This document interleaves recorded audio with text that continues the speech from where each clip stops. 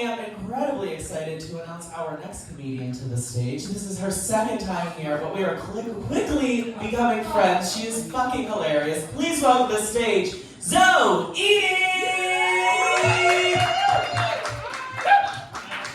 Wow, my knee hurts.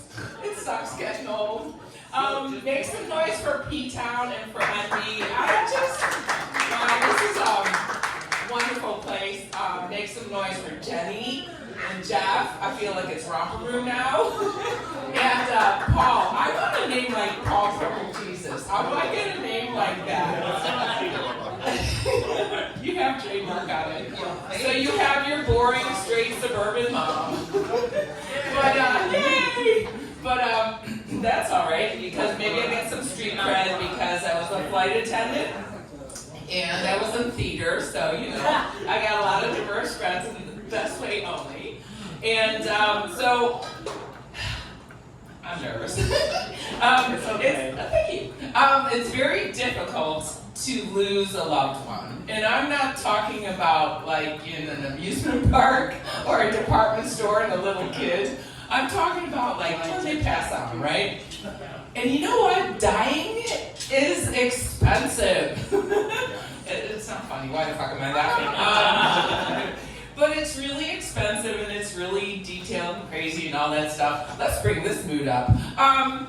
So my parents had passed on. My dad was from Hungary. He escaped in 1956. I'll get back to that. He was a superhero. And my mom, very class act. She was the first piano accompanist that worked at the original Second City in Chicago. So she was really classy. And so my oldest brother, went to visit the cemetery.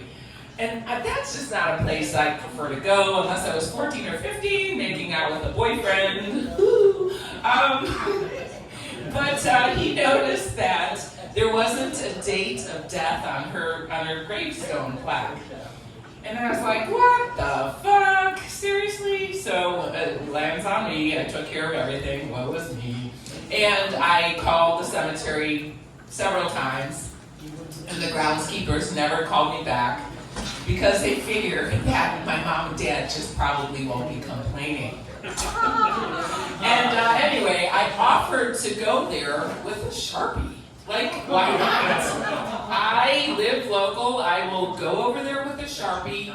After all, isn't it a DIY world? So, and then I also thought about the gig economy. There is Uber Eats, there's even Uber Freight. I sell transportation, that's why I swear so much. I work for a fucking trucking company. And I think there should be Uber funerals. I mean, why not? I'm the size of an average man, and I will dig the hole for your deceased person, or dog or cat. It sucks. It sucks worse losing a dog or cat. So anyway, it does. Again, when they die. So I think it was Paul earlier, and he went, no, it was Jeff.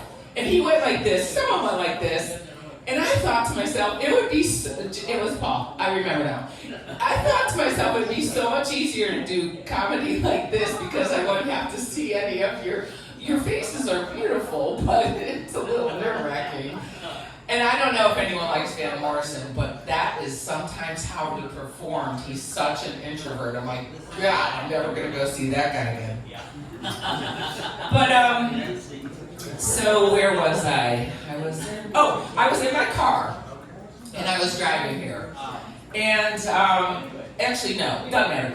So I was driving, and I saw all these birds hanging out on a street light, the same street light, lamppost thingy. You ever notice that they're like all lined up? They all look like they're chilling, hanging out.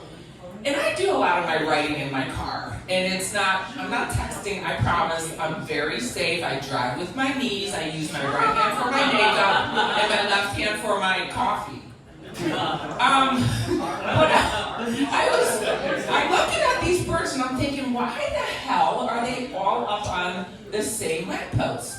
Are they aiming for like the bad drivers and they're going, I'm gonna get that car, or I'm gonna get That car, and I think they're aiming for Subaru drivers. Because I drive one, and for some reason, it's kind of full of poop. But I have a feeling they're aiming for minivans, because the minivans, they're solid. They're like the car on the road that if you need to get into a lane, that person will probably let you in. So just keep that in mind for future.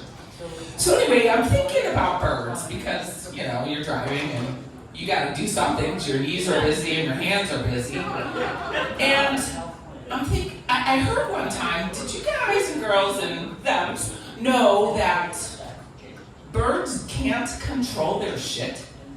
Yeah. And what? I mean, whoever said yeah, thank you for saying that. Lee, did you? I often wonder, did you ask that bird? Like, how do we know they can't control their shit? Excuse me, Mr. Bird. Are you incontinent? Do you need depends?